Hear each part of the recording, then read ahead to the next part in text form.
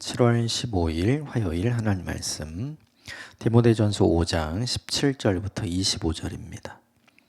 함께 교독하겠습니다. 잘 다스리는 장로들은 배나 존경할 자로 알되 말씀과 가르침에 수고하는 이들에게는 더욱 그리할 것이니라. 성경에 일러스되 곡식을 밟아 떠는 소의 입에 망을 씌우지 말라 하였고 또 일꾼이 그 삭슬 받는 것은 마땅하다 하였느니라. 장로에 대한 고발은 두세 증인이 없으면 받지 말 것이요 범죄한 자들은 모든 사람 앞에서 꾸짖어 나머지 사람들로 두려워하게 하라. 하나님과 그리스도 예수와 택하심을 받은 천사 앞에서 내가 엄히 명하노니 너는 편견이 없이 이것들을 지켜 아무 일도 공평하게 하지 말며 아무에게나 경솔히 안수하지 말고 다른 사람의 죄에 간섭하지 말며 내 자신을 지켜 정결하게 하라. 이제부터는 물만 마시지 말고 내 위장과 자주 나는 병을 위하여는 포도주를 조금씩 쓰라. 어떤 사람들의 죄는 밝히 드러나 먼저 심판에 나아가고 어떤 사람의 죄는 그 뒤를 따르나니 이와 같이 선행도 밝히 드러나고 그렇지 아니한 것도 숨길 수 없느니라. 아멘. 이거 하나님의 말씀입니다. 디모데 전서 후서는 에베소 교회를 목회하는 디모데에게, 목회자 디모데에게 선임 목회자였죠. 에베소 교회를 세웠던 사도 바울이니까. 그러니까 쉽게 말하면 목사가 목사에게 이야기하는 거죠. 그러니까 성도 된 우리가 이 본문을 보면 우리는 목사가 아니니까 이걸 우리에게 적용하기 좀 그렇지 않은가? 이제 우리는 이런 생각을 계속 하게 되죠. 디모데 전서를 처음 이제 묵상하기 시작할 때 제가 한번 말씀드린 것 같아요. 근데 그렇게 생각하면 안 된다. 우리는 직업적으로 목사라는 직업을 가지고 살아가진 않지만 하나님께서 우리에게 베풀어 주신 모든 삶의 자리에서 목사가 하는 역할, 양육하고 가르치는 역할을 하잖아요. 그러니까 이 두 가지 기능을 우리가 이미 다 하고 있거든요. 누구든지 다 하고 있어요. 가장 가까이 있는 이제 부모가 자녀를 양육하고 가르치잖아요. 그게 목회자가 교회를 섬기고 또 교회를 양육하는 일과 똑같거든요. 우리는 직업적 목사로 살지는 않지만 소명적으로 목사의 삶을 살아요. 직업적으로 선교사의 삶을 살지 않지만 소명적으로는 선교사적 삶을 살고 있죠. 우리도 복음을 전하니까요. 우리는 그래서 이 목회 서신을 볼 때 우리에게 적용할 수 있는 근거가 바로 그거가 되는 거죠. 디모데 전서 후서 혹은 디도서, 이걸 보면서 우리가 어떻게 이 말씀을 우리의 삶에 적용할 수 있을 것인가. 그래서 본문을 보면서 이거는 나에게 하는 말씀은 아니야, 이렇게 생각하지 않으시면 좋겠고, 이 본문이 보여주는 중요한 정신이 있어요.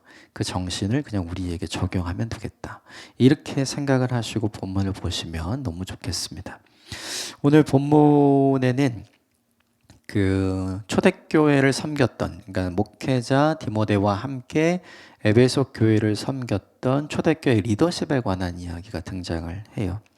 우리들이 흔히 아는 이제 장로에 대한 역할이 나오고, 또 그가 실수했을 때 어떻게 해야 할 것인지에 대한 이야기가 나오고요. 그리고 중요한 건 교회 안에 이제 여러 가지 문제들로 인해서 고민이 많고 근심이 많고 염려가 많아지면 목회자가 시름시름 이제 아파가잖아요. 네, 그럴 때 이제 어떻게 할 것이냐, 그 문제에 대한 솔루션을 합니다. 몇 가지만 좀 보면, 먼저 17절 말씀, 17절 18절 같이 읽읍시다. 시작. 잘 다스리는 장로들은 배나 존경할 자로 알되 말씀과 가르침에 수고하는 이들에게는 더욱 그리할 것이니라. 성경에 일렀을 곡식을 밟아 떠는 소의 입에 망을 씌우지 말라 하였고 또 일꾼이 그 삭슬 받는 것은 마땅하다 하였느니라. 17절에 보면 잘 다스리는 장로가 나오죠. 이게 이제 일반적으로 장로님의 역할, 그리고 잘 가르치는 장로가 있죠. 그게 일반적으로 현대 교회에서의 이제 목회자의 역할. 근데 초대교회였기 때문에 사실은 이 두 가지가 혼재되어 있죠. 사도 바울이 에베소 교회를 떠날 때 목회자를 세운 게 아니죠. 그래서 당시 에베소 교회를 섬겼던 장로들을 따로 모으잖아요. 그래서 그들에게 부탁을 하죠. 교회를 잘 부탁하고 내가 당신들에게 전한 그것을 잘 가르쳐서 믿음의 유산이 남게 해라. 이런 이야기를 하니까 오늘 본문에 잘 다스리는 장로들도 똑같이 다스림 이외의 가르침, 요 목회적 사명을 감당하던 사람들이었던 거예요. 그런데 지금 목회자로 디모데가 파송이 돼서 에베소 교회에 왔잖아요. 이 사람은 새로운 목회자. 기존에 그 일을 대신 하고 있었던 장로들이 있었던 거죠. 그러면 문제는 뭐냐 하면 항상 새로운 사람은 기존의 것을 바꾸려고 하고 기존에 있던 사람은 새로운 것에 대한 저항이 있잖아요. 그래서 항상 어려움이 있죠. 근데 그 문제가 생길 걸 알았어요. 그래서 뭐라고 얘기하냐면 이렇게 얘기하죠. 17절에 보면 배나 존경할 자로 알되 이렇게 얘기하죠. 배나 존경할 자로 알되. 그 목회자가 없을 때 그 교회를 다스리고 그 교회에서 목회자처럼 말씀을 가르쳤던 사람들이 있는데 그 사람들을 존경해라. 2배나 더 열심히. 그러면서 그 이후에 말씀과 가르침에 수고하는 이들이 이제 그 아까 말씀드린 목회자의 역할을 대신했던 장로님들을 이야기하는 거죠. 결국 에베소 교회는 문제가 많았어요. 갈등과 분열과 분쟁이 있었죠. 그래서 사도 바울이 디모데를 목회자로 보냅니다. 근데 디모데가 에베소 교회에 간다고 문제가 없어지는 건 아니잖아요. 문제는 여전히 있어요. 해결은 디모데가 해야 하는 거죠. 그럼 어떻게 해야 될 것인가? 첫 단추를 어떻게 낄 것인가? 첫 번째부터 막 바꾸기 시작하면 어떻게 될까요? 여기 보면 다스리는 장로들과도 싸우게 되고 가르침에 수고하는 장로들과도 싸우게 되겠죠. 그러지 말아라는 거죠. 처음에 그들의 수고와 그들의 노력을 인정해주라. 그러면서 18절에 일하고 있는 소의 입에 망을 씌우지 마라. 뭐 먹지 못하게 하지 말아라. 자유롭게 먹게 해둬라. 이거잖아요. 그리고 일하는 사람에게 삭슬 주는 거. 이건 너무 당연한 거 아니냐. 그러니까 칭찬하고 격려하고 사랑하고 존경하라. 그러니까 처음으로 에베소 교회를 섬기러 간 목회자 디모데에게 어떤 태도와 자세를 가져야 되는지를 보여주는 거예요. 디모데는 이렇게 생각했겠죠. 에베소 교회 문제가 많으니까 나는 이 문제를 해결하러 가는 해결사야. 근데 사도 바울은 그렇게 생각하지 말라는 거예요. 그 교회의 문제를 해결할 해결사가 되면 저들은 잘못한 사람이고 나는 그것을 바로잡는 사람이 되거든요. 그렇게 접근하지 말고 그들과 내가 함께 동역할 자로 여겨라. 이렇게 이야기를 하는 거죠. 이게 정말 맞는 것 같아요. 그래서 우리 이런 거 되게 많이 보잖아요. 신구 세력 가운데 이제 어려움이 있는 그런 공동체들을 많이 보게 되는데 이게 너무나 좋은 솔루션. 어떤 태도를 어떻게 가져야 되는지 그러니까 빨리 바꾸는 거가 중요하지 않고 이 바꾸는 게 서로 어려워지게 되지 않는 관계를 만드는 게 훨씬 더 중요하다는 걸 이 본문이 보여줍니다. 이건 한 번쯤 우리가 공부해 생각해 볼 필요가 있는 것 같아요. 19절, 20절 같이 보면 장로에 대한 고발은 두세 증인이 없으면 받지 말 것이요 범죄한 자들은 모든 사람 앞에서 꾸짖어 나머지 사람들로 두려워하게 하라. 장로에 대한 고발, 즉 장로가 범죄한 경우 어떤 범죄였는지는 구체적으로 나오지 않지만 고발이라는 단어가 나온 걸 보면 이제 범법행위가 있었던 것 같죠. 근데 어떻게 얘기하냐면 누군가가 와서 혼자 와서 얘기해 주는 거면 그거 그대로 믿지 말아라. 이렇게 얘기하는 거죠. 많은 사람들이 이야기하는 거면 한번 확인해 봐라. 근데 이게 정말 맞는 것 같아요.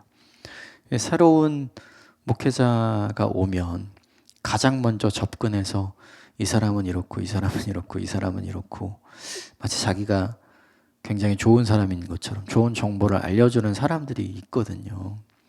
그런 사람들의 말을 믿지 말라는 거죠. 그게 아니라 그런 일이 있다면 그 사람만 그런 이야기를 하는지, 많은 사람들이 그런 이야기를 하는지 확인해 봐라. 그리고 만약에 그것이 확인이 된다면 어떻게 하라고 얘기하냐면 20절에 모든 사람 앞에서 이렇게 하죠. 그걸 비밀로 하지 말아라. 그걸 밝혀서 모두에게 알도록 처리해라. 이렇게 되는 거죠. 그러면 어떻게 보통은 한다는 거예요? 아무도 모르게. 그럼 중요한 게 있죠. 비밀로 해결할 때 문제점이 있어요. 교회 내부적으로 또는 외적으로 소문만 무성하게 됩니다.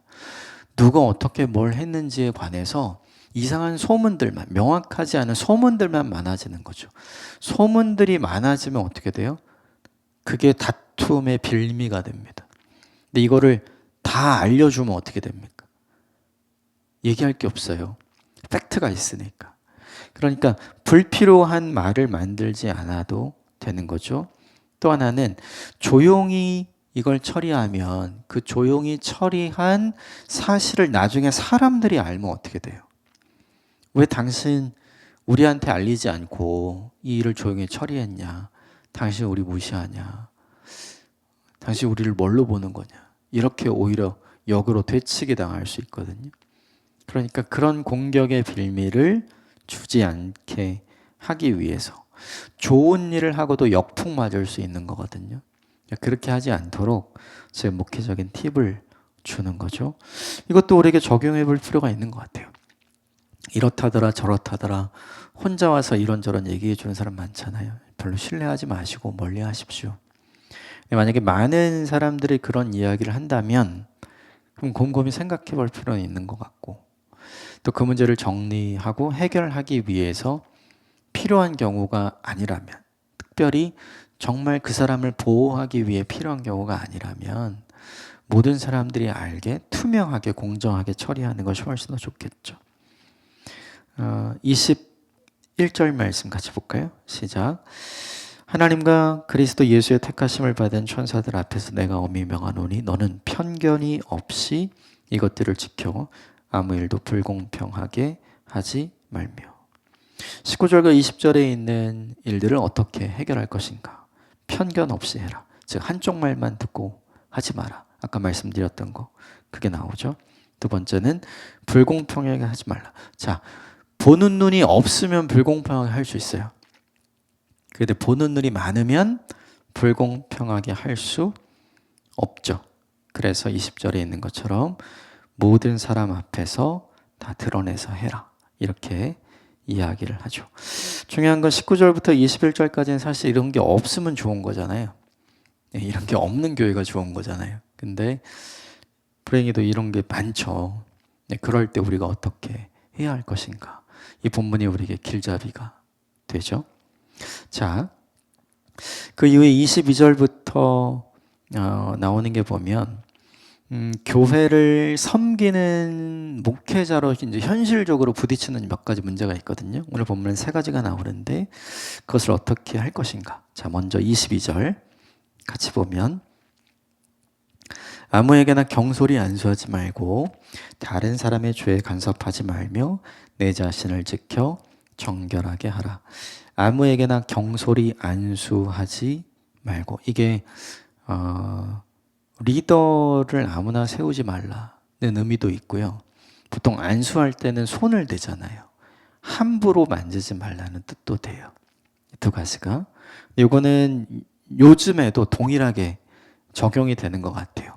인사가 만사잖아요. 그러니까 어떤 사람을 리더로 세우느냐, 동역자로 세우느냐에 따라서 완전히 달라지거든요. 그래서 사실은 그가 어떤 일을 하는 것보다 더 중요한 건 그가 어떤 사람이냐, 이게 더 중요하잖아요. 그래서 함부로 리더를 아무나 세우면 안 된다. 또 하나는 이제 안수, 함부로 이렇게 터치하거나 만지거나 이러지 말라. 이렇게 이야기를 하고 또 하나는 다른 사람의 죄에 간섭하지 말라. 그가 스스로 회개하고 돌이킬 수 있도록 돕는 거지 정죄하는 사람이 되지 말라는 뜻이에요. 그리고 중요한 건 내 자신을 지켜 정결하게 하라. 이 정죄하는 사람의 입장에서 보면 자신은 온전하고 무결한 사람처럼 느껴지거든요. 항상 이렇게 지적하는 사람이니까 자신은 그런 결점이 없는 사람처럼 생각하게 되는 거예요. 근데 사실은 그가 지적하고 있는 그 내용이 동일하게도 자기에게 있다는 걸 본인은 알잖아요. 그러니까 이 본문은 늘 그런 사람들에 대해서 반면교사의 분을 삼고 자기 자신을 철저하게 관리하는 사람이 되어야 한다. 머무든 개가 머무든 개에 나무란다는 말이 있죠. 자기 눈에 있는 티는 보지 못하고, 자기 눈에 있는 들보는 보지 못하고 남의 눈에 있는 티는 잘 발견하는 사람. 그러면 그런 사람 때문에 오히려 복음의 장애물이 되죠, 그 사람이. 그러니까 이런 경우면 굉장히 안 좋은 거예요. 그러니까 리더로서 이걸 조심해라, 이 이야기를 하는 거고. 두 번째는 23절 같이 읽읍시다. 시작. 이제부터는 물만 마시지 말고 내 위장과 자주 나는 병을 위하여는 포도주를 조금씩 쓰라. 목회자들이 상대적으로 내적 고민이 많아요. 그러니까 누구에게 말할 수 없는, 쉽게 고민을 터놓을 수 없는 그런 문제들이 상당히 많거든요. 그러니까 그걸 혼자 붙들고 애쓰다가 보면 이제 몸이 망가지는 경우가 많죠. 근데 오늘 이 본문에 그렇게 했죠. 물만 마시지 말고 너의 위장과 자주 나는 병을 위해서 뭘 쓰래요? 포도주를 조금씩 쓰라. 이 말을 술을 먹어라 이렇게 적용하시면 좀 곤란해요. 그게 아니라 술을 먹어라 이 이야기가 아니라 몸을 관리하라. 이렇게 보셔야 될 것 같아요. 마음대로 먹으라는 이야기가 아니죠. 생각을 해보면 이 술이라는 게 사실은 예수님 시대에 이제 먹는 물이 귀했기 때문에 그렇죠. 술로 담가서 먹을 수밖에 없는 상황이 이제 이쪽 이스라엘 사회 그리고 지금 이 교회가 있는 에베소 교회 대부분의 초대교회들은 다 그랬던 것 같아요. 주로 석회 지역이었기 때문에 깨끗하게 마실 수 있는 좋은 물이 많지 않았던 지역들인 거죠. 그런 특성에 따라서 사람들이 오래 먹을 수 있는 방법으로 이제 포도주를 먹었던 거죠. 근데 중요한 건 그죠. 이 목회자가 날마다 술에 취해서 흥청망청하면 어떻게 될까요? 그거 자체로 복음의 장애물이 되죠. 그러니까 그런 모습은 안 되는 거죠. 하지만 이 목회자의 건강의 회복을 통해서 이제 특별한 위장을 치료하는 약이 별로 없던 시대잖아요. 그러니까 포도주를 너의 위병에 그리고 너의 질병에 약으로 사용해라. 몸을 잘 관리해라. 이런 의미로 받아들이는 게 좋을 것 같아요.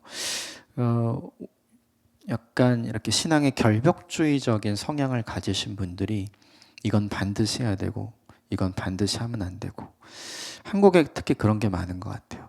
금주 금연 문화 이거 되게 좋은 거거든요. 굉장히 좋은 전통이에요. 그런데 금주 금연을 안 하면 굉장히 나쁜 신앙인인 것처럼 말하거든요. 그건 좀 문제가 있어요. 왜냐하면 한국 교회가 가지고 있는 금주 금연에는 배경이 있어요. 국채보상운동과 연결이 되어 있거든요. 나 술 먹는 거 좋아하고 담배 먹는 거 좋아하지만 나 그거 안 하고 내가 내 나를 위해서 그거 안 해도 괜찮아. 그러니까 쉽게 말하자면 먼저 그의 나라와 그의 의를 위하는 하나의 방식으로 사람들이 스스로 헌신하고 스스로 결단했던 것에서 시작된 거예요.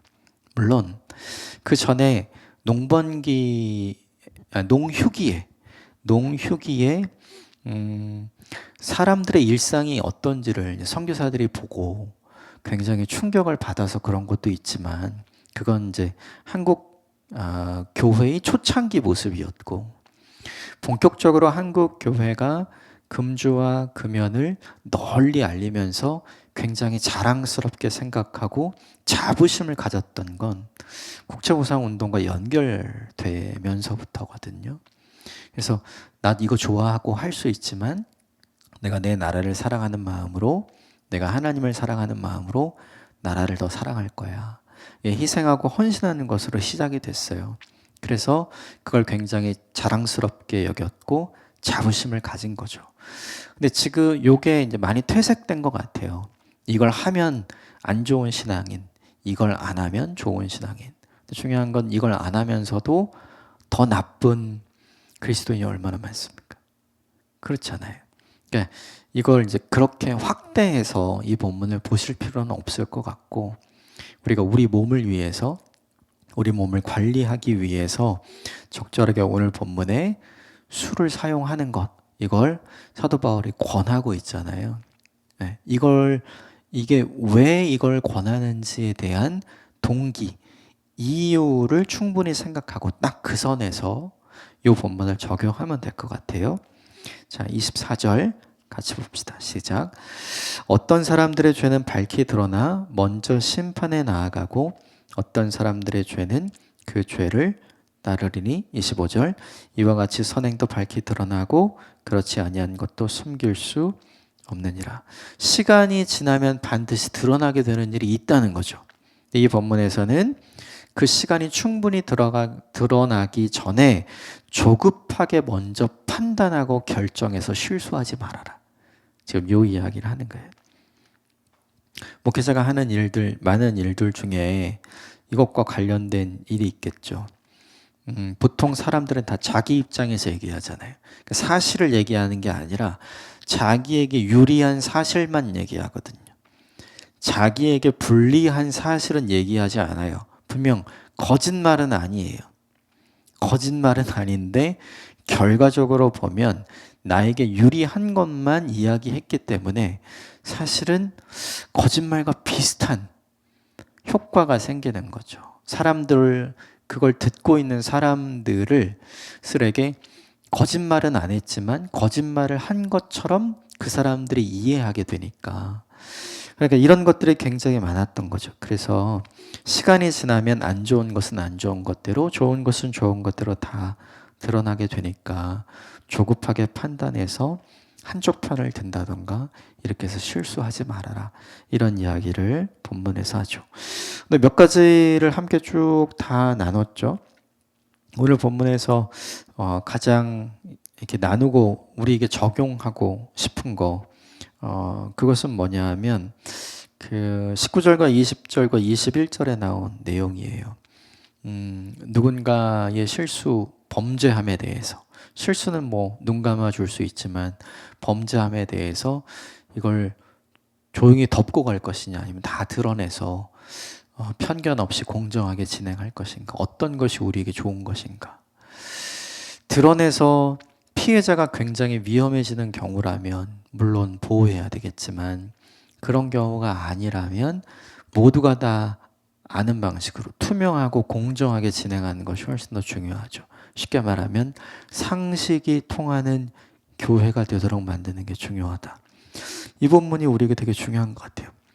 우리가 이 본문 속에 그런 사람을 보고 있는 제3자라면 우리는 이렇게 하겠지만, 만약에 우리가 그 대상자라면 어떤 마음 가질까요? 이 본문 속에 고발당한 장로의 입장이라면 우리가 어떤 마음 당할까요? 좀 덮어주지, 뭐 이런 마음 갖지 않을까요? 그런데 무엇이 더 공동체에 좋은 것인가? 이 본문이 우리에게 알려주죠. 나 개인에게 좋은 것을 선택하는 것도 중요하지만 공동체에 좋은 일을 선택하는 것이 우리에게 훨씬 더 좋다. 이것을 좀 깊이 생각하고 묵상하는 오늘 하루가 됐으면 좋겠습니다. 함께 기도하겠습니다.